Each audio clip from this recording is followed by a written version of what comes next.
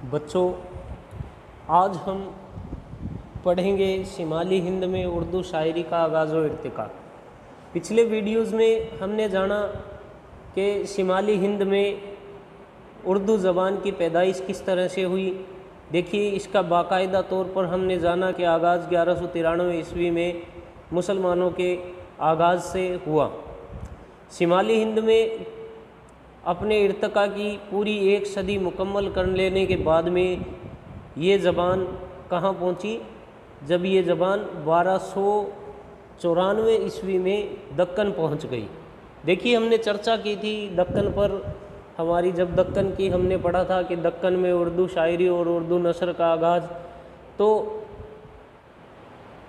तुगलक के साथ में ये ज़बान कहाँ पहुँच गई, दक्कन पहुँच गई, वो देवगिरी चला जाता है। इसके बाद में जब ये लौट कर आई तो कब आई, जब औरंगज़ेब का विशाल हुआ, जब औरंगज़ेब की वफ़ात हुई, जब औरंगज़ेब फौत हो गया, जब 1707 ईस्वी में उसकी वफ़ात के बाद में आज़ादाना तौर पर ये ज़बान फिर से लौटकर शिमाली हिंद की तरफ आई और ऐसी फली बढ़ी, ऐसी परवान चढ़ी कि इसकी अदबी हैसियत आज इतनी ज़्यादा हो चुकी है कि इसे शीनी ज़बान भी कहा जाता है और अदब में ये अपना एक अलग मकाम रखती है।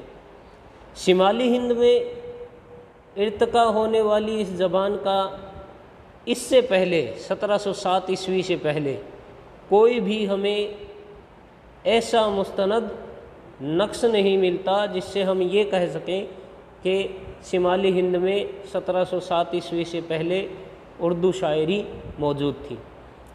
हम ये भी कह सकते हैं कि जब वली दक्कनी अपना दीवान लेकर पहुँचे 1700 ईस्वी में, तब से पहले भी ये ज़बान इनकी चर्चा में आ चुकी थी। उर्दू शायरी, उर्दू ज़बान वली दक्कनी के आने से पहले उनका दीवान यहाँ पहुँच चुका था दिल्ली में, लेकिन फिर भी आज़ादाना तौर पर इस ज़बान ने 1707 ईस्वी में ही मुकम्मल तरक्की पाई।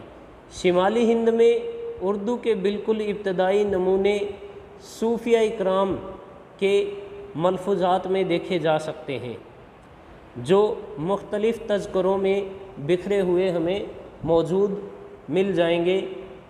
13वीं सदी के आखिर में कदीम उर्दू के सबसे पहले और अहम मुसन्निफ़ हज़रत अमीर खुसरो 1203 ईस्वी से 1325 ईस्वी को तस्लीम किया गया है। यानी हम ये कह सकते हैं कि उर्दू के अव्वल शायर यानी पहले शायर कौन थे, हज़रत अमीर खुसरो थे। उस ज़माने में उर्दू का नाम ज़बान दहलवी था। इस ज़बान दहलवी में हज़रत अमीर खुसरो ने गज़लियात, पहलियाँ लिखी। शिमाली हिंद में खुसरो की शायरी के बाद मुकम्मल 300 साल तक सन्नाटा छाया रहा। यानी खुसरो के बाद में शिमाली हिंद में शायरी के मैदान में सन्नाटा छाया रहा। इसके बाद 17वीं सदी के शुरू में, यानी जब 17वीं सदी शुरू हुई, उसकी शुरुआत में शेरी फ़ज़ाइल कायम होने का सुराग मिलता है, जिसका सबूत अफ़ज़ल की बख्त कहानी है, जिसे प्रोफेसर मसऊद हुसैन खान ने शिमाली हिंद में उर्दू का पहला मुस्तनद नमूना कहा है। बख्त कहानी को 12 मासा भी कहा जाता है। इसमें जाबजा फ़ारसी के फ़िक्रों और मिसरों की आमेज़श पाई जाती है। बर्ज़ की यानी जो ब्रज भाषा है उसके असरात भी इसमें जाबजा हमें मिल जाते हैं। बख्त कहानी के कुछ अशार में आपके सामने आगे पेश करने जा रहा हूँ। देखिए, बख्त कहानी को हमने मुकम्मल तौर पर ये नहीं कहा है कि हिंदुस्तान में शिमाली हिंद में उर्दू ज़बान की शुरुआत यहीं से हुई है। हाँ, कुछ एक नमूने हमें इसमें उर्दू के या उर्दू का अक्स देखने को मिल जाता है। कुछ नक्श हमें इसमें दिखाई दे जाएंगे। तो चलिए आगे मैं इनका अशार पेश करने जा रहा हूँ। देखिए ये क्या लिखते हैं।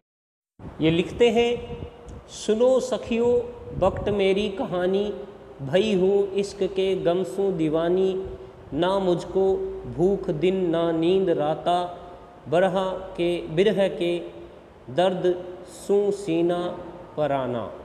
देखिए इस तरह के अल्फाज हैं, कुछ एक फ़ारसी है, कुछ एक ब्रज भाषा का ज़्यादा इस्तेमाल है, लेकिन हम जानते हैं कि उर्दू ब्रज भाषा में उर्दू के कुछ नकूश हमें मिलते हैं। फिर इसके बाद में देखिए शिमाली हिंद में जो दूसरी अहम शेरी तसनीफ़ है वो कौन सी है? आशूर नामा है। आशूर नामा हम किसे कहते हैं? देखिए आशूर नामा में मुहर्रम के 1 से लेकर 10 तारीख तक के वाक़यात का बयान किया जाता है। उस दौर में ये एक तरह से रिवाज हुआ करता था कि आशूर नामा पढ़ा जाता था।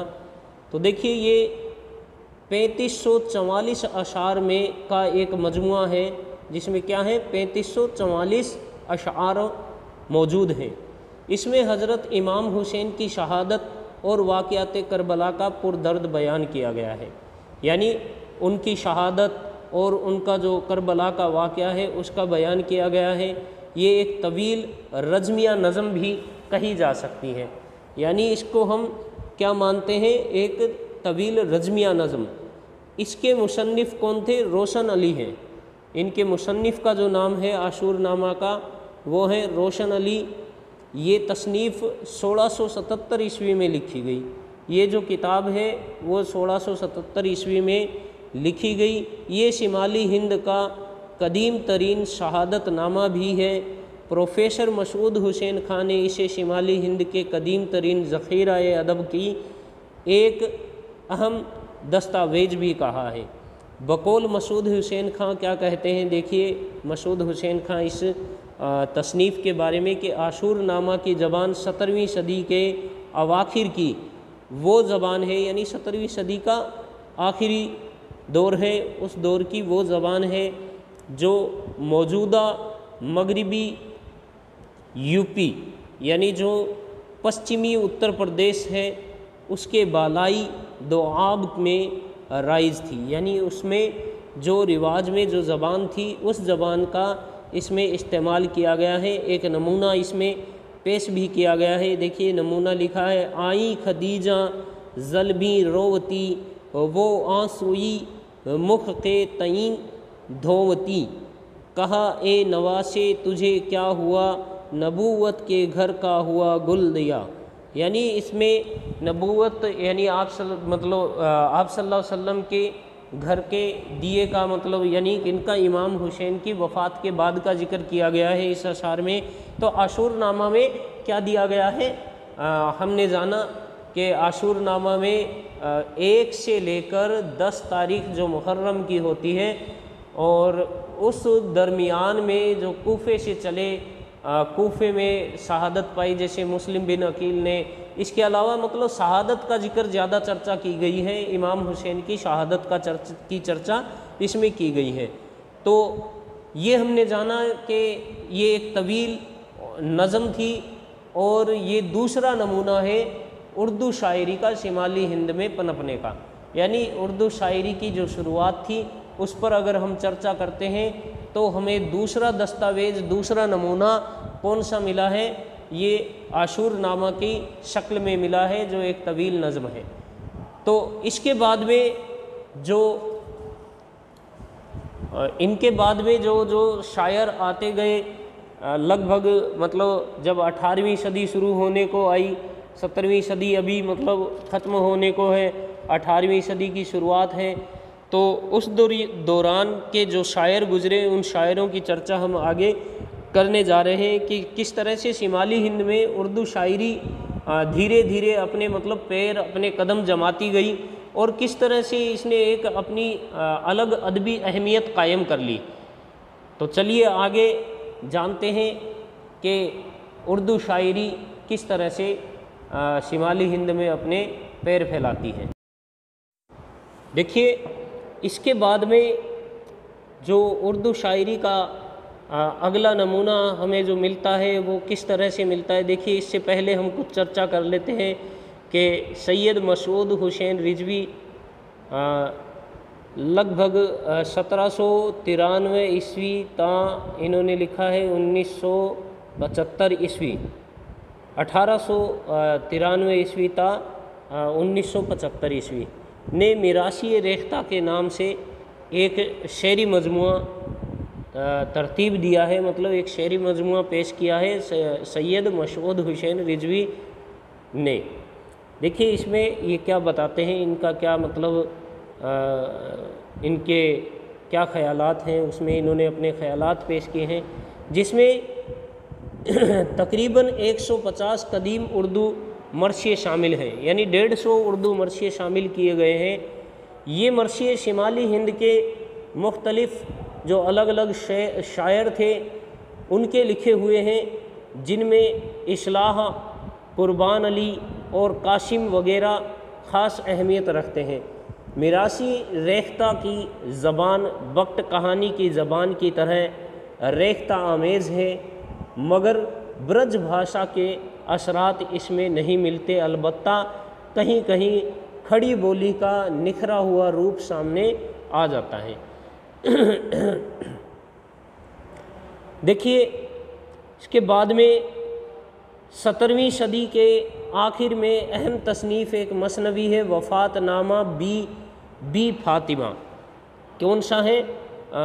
वफ़ातनामा बीबी फातिमा है, जो इस्माइल अमरोही ने लिखा है। इनकी वफ़ात 1711 ईस्वी में हुई। 1693 ईस्वी में ये किताब, ये तसनीफ़ लिखी गई। इस्माइल की ही एक और मसनवी है मोज़ज़ाए अनार। इसका साल जो तसनीफ़ का साल है वो है 1708 ईस्वी, यानी 1693 ईस्वी में लिखी गई वफ़ातनामा बीबी फातिमा, और 1708 ईस्वी में लिखी गई मोज़ज़ाए अनार। इन दोनों मसनवियों को शिमाली हिंद में उर्दू की आखिरी कड़ी कहना बेजाना होगा। यानी इन्होंने कहा है कि ये उर्दू की आखिरी कड़ी हमें शिमाली हिंद में देखने को मिलती है। इसी तरह दो और किताबें मिलती हैं, एक का नाम है कुतुब शतक और दूसरा है खालिक बारी। पहली हम चर्चा कर लेते हैं कुतुब शतक पर। जय माता प्रसाद गीत ने मुरतब करके शाये किया है इसे। ये लिसानी नुक्ताए नज़र से इसलिए अहम है क्योंकि इसमें उस अहद की खड़ी बोली के रूप महफूज हैं। दूसरी है खालिक बारी जियाउद्दीन खुसरो की तसनीफ़ है, जिसका सने तसनीफ़ 1621 ईस्वी है। एक मंजूम, ये क्या है? एक मंजूम लुगत है। मुब्तदियों को फ़ारसी सिखाने के मकसद से लिखी गई थी, यानी जो मुब्तदी थे उनको फ़ारसी सिखाने के मकसद से ये मंजूम लुगत लिखी गई थी, मंजूम लुगत तैयार की गई थी। फिर देखिए औरंगज़ेब की जब वफ़ात हो जाती है, उसके बाद जो मुग़ल सल्तनत है उसका ज़वाल की दास्तान शुरू हो जाती है, जिसे हम कहते हैं कि मतलब ये कह सकते हैं कि मुग़ल जो काल था, मुग़लिया सल्तनत थी, उसका ज़वाल क्या है शुरू हो जाता है लगभग 1707 ईस्वी के बाद में। अब इस ज़माने में उर्दू ज़बान की तरक्की की जो रफ्तार है वो क्या हो जाती है? बढ़ जाती है। यानी उर्दू ज़बान की तरक्की की शुरुआत हम अगर माने या यूँ कह लें कि आज़ादाना तौर पर, यानी अब तक तो क्या थी, कुछ पाबंदियाँ थी, लेकिन अब जो ये ज़बान है इस ज़बान को क्या कर दिया? आज़ाद कर दिया, ये फ्रीडम पा चुकी है। अब ये शिमाली, फिर दूसरी बात ये कि मुग़लिया सल्तनत जो औरंगज़ेब का ज़माना जब आया तो दक्कन को उसने विजय कर लिया, जीत लिया, तो दक्कन और शिमाल का जो फ़र्क था वो भी ख़त्म हो चुका था। तो शिमाल और दक्कन की फ़र्क ख़त्म होने से भी यहाँ क्या है, उर्दू ज़बान की जो रफ्तार थी वो और तेज़ हो गई। तो आगे जानते हैं इसी सिलसिले में। देखिए आगे चलते हैं। जब मुगलिया सल्तनत का जवाल शुरू हो चुका था तो यही ज़माना था उर्दू के मुकम्मल इर्तिका, भरपूर शबाब और पूरे अरूज का। मतलब हम कह सकते हैं, हमने कहा कि उर्दू की ज़बान, ये जो ज़बान थी इसकी रफ़्तार मतलब जो धीमी थी वो और तेज़ हो गई। फिर देखिए ताहम इसकी रफ़्तार बहुत कम रही और कोई अदबी काम ना हो सका, यानी फिर अदबी काम शुरू नहीं हुआ था अभी भी। एन इसी मौका पर वली दक्नी की आमद 1700 ईस्वी में हो जाती है। ये चर्चा हम पीछे करके आ चुके हैं कि 1700 ईस्वी में वली दक्नी, तो वली के दहली में आमद से वहाँ की अदबी फ़िज़ा पर निहायत खुशगवार असर कायम हुआ और वली के दीवान को देखकर लोग हैरान हो गए। यानी हमने चर्चा की कि वैसे तो वली का दीवान यानी वली की चर्चा उनके दहली आने से पहले ही हो चुकी थी। हम चर्चा में करते भी हैं कई बार कि मतलब जब वली दक्नी दहली पहुँचे तो उनके बगल में झोला था, झोले के अंदर इनका दीवान इनके साथ में था। तो लोगों ने जब इनके दीवान को पढ़ा तो हैरान हो गए कि इतनी ईजी ज़बान, इतनी सादा सलीस अल्फाजों का इस्तेमाल किया है और बिल्कुल मतलब आम फहम ज़बान का इस्तेमाल वली दक्नी ने कर रखा था। और उनके दीवान की दहली की अदबी हलकों में क्या खातिर ख्वाह पजीराई हुई, यानी काफ़ी मतलब उसको सराहा गया और दहली में अदबी इनकलाब का आगाज़ हो गया। वली के ज़माने के हम अशर शायरों में बरलिबास खां, उम्मीद सुलेमान खां, शेख शादुल्ला गुलशन, मुर्तज़ा कुली खां मुर्तज़ा कुली खां फ़िराक और मिर्ज़ा अब्दुल कादिर बेदिल, माजुजिद एक और थे मौज़ुद्दीन फ़ितरत वग़ैरह हैं जो मतलब शिमाली हिंद के शायर थे उस दौरान के वली दक्नी के हम अशर शायरों में, जिन्हें हमने जाना कि हम अशर शायरों में जिन्हें रखा जाता है, जो बुनियादी तौर पर फ़ारसी के शायर थे लेकिन वली के असर से उन्होंने उर्दू में भी शेर कहना शुरू कर दिया।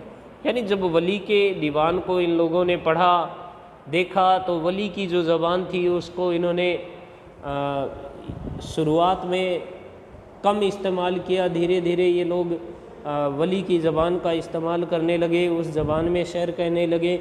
तो शिमाली हिंद में उर्दू शायरी का बाकायदा आगाज़ हम किससे कह सकते हैं? वली की आमद 1700 ईस्वी के बाद या 18वीं सदी ईस्वी के शुरुआत में कह सकते हैं। और सबसे पहले बाकायदा शायर हैं वो कौन है? मीर ज़फ़र जेटली। इनकी वफ़ात 1713 ईस्वी में हुई। यानी ज़फ़र जेटली बाकायदा तौर पर उर्दू शायरी की शुरुआत होने के बाद में शिमाली हिंद के उर्दू के पहले शायर तस्लीम किए जाते हैं। जेटली की शायरी को हम महज फक्कड़पन कहकर नज़रअंदाज नहीं कर सकते। उन्होंने अपने हम अशरों पर ख्वाह व बादशाह वक्त ही क्यों ना हो बड़े तीखे तंज किए हैं। यानी जो उस दौरान के उस दौर के जो बादशाह थे उस पर भी तीखे क्या किए हैं? तंज की तीर चलाए हैं और उनकी खामियों को वाजी किया है। जेटली की यादगार उनका कुल्लियात है, चंद अशार मुलाहिजा हैं। गया जो बना अब कहाँ जाए, अगर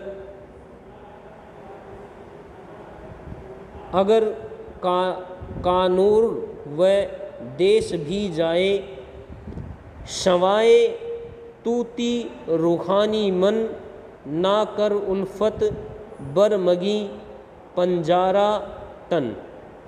यानी इनकी ज़बान फ़ारसी उर्दू की आमेजश की ज़बान अभी भी हमें दिखाई दे रही है, लेकिन फिर भी इसमें दक्नी की ज़बान यानी वली दक्नी की ज़बान के कुछ असरात हमें दिखाई दे रहे हैं। तो आज हम यहाँ तक ही शिमाली हिंद में उर्दू शायरी पर चर्चा करेंगे देखिए, शिमाली हिंद में उर्दू शायरी का हमने चर्चा किया है। ये हमारे बीए पार्ट 3rd ईयर के पहले पर्चे में शामिल है। खैर, हम इस तरह वली दक्कनी के बारे में जान चुके हैं कि वली दक्कनी 1700 ईस्वी में आए। वली दक्कनी पर हम ये कह सकते हैं, उनकी आमद पर उर्दू शायरी ने शिमाली हिंद में क्या की, अपनी रफ्तार बढ़ा दी। यानी बाकायदा तौर पर उर्दू शायरी की शुरुआत ही वली दक्कनी के दहली आने से हुई है। उससे पहले लोगों में इतना जो उस दौरान उर्दू ज़बान हम कह रहे हैं, जिसे अमीर खुसरो की ज़बान दहलवी भी कहा गया, बाद में इस ज़बान में धीरे धीरे अपनी एक अलग शक्ल इख्तियार कर ली। इस ज़बान की एक अदबी अहमियत अलग ही कायम हुई। तो ये ज़बान शिमाली हिंद में फिर से पनप रही है। इससे पहले ये ज़बान 200 साल तक अपनी जो शक्ल थी उसको लिए बैठी रही शिमाली हिंद में, और फिर ये कहाँ पहुँच गई, दक्कन में पहुँच गई। और दक्कन में यानी ये कह सकते हैं कि इस ज़बान का बचपन दिल्ली में गुजरा, परवरिश पूरी दक्कन में हुई। परवरिश के बाद में इस ज़बान ने जो तरक्की पाई वो फिर से कहाँ पाई, अपने वापस अपने उस वतन पे आके जहाँ वो पैदा हुई थी, उसी वतन में आकर इसने फिर से तरक्की की शुरुआत की। और इस ज़बान को बड़ा सराहा भी गया, क्योंकि उससे पहले मुगलिया सल्तनत में जो बादशाह मुग़ल बादशाह हुआ करते थे, उन्होंने फ़ारसी छोड़ना अपनी शान के ख़िलाफ़ समझा, फ़ारसी ज़बान को छोड़ना अपनी शान के ख़िलाफ़ समझा। इस वजह से ये ज़बान यहाँ ज़्यादा तरक्की नहीं कर पा रही थी। आखिरकार 1707 ईस्वी में जब ये कह सकते हैं कि मुगलिया दौर का या मुगलिया काल था, उसका ज़वाल का दौर शुरू हो चुका था, तो उस ज़बान ने फिर से अपनी आज़ादाना अहमियत हासिल कर ली और दिल्ली में अपनी अपने जो बीता हुआ कल था उसको भुलाकर फिर से एक नई राह हमवार कर ली, और फिर से इस ज़बान ने अपनी तरक्की की रफ्तार को बढ़ा दी।